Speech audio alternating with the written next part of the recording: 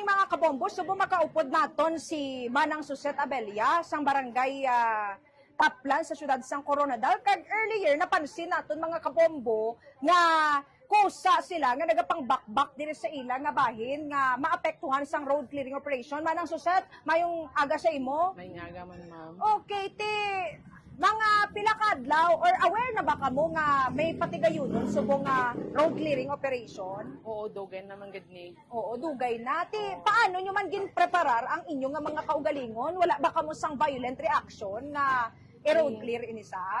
Ang sa akong abi diring area, wala man ko sa may mampar kay di nabalaan ko man nga ang kuanamon, di ang dira man ang sa ano nang kuan nag-ano kami na violate kami dira. Amo man lang na. Okay. Ti, aga pa kamo nakitaan ko ano ang dako ba na parte sang imo nga tindahan or bahin ang maulamid, hindi man? Ang sa akon okay man lang siya, hindi man siya nga kuan kay di siyempre nabalaan ko naman gid na dati. So ano ni bakery nyo ni, tapos sa likod balay nyo? Hindi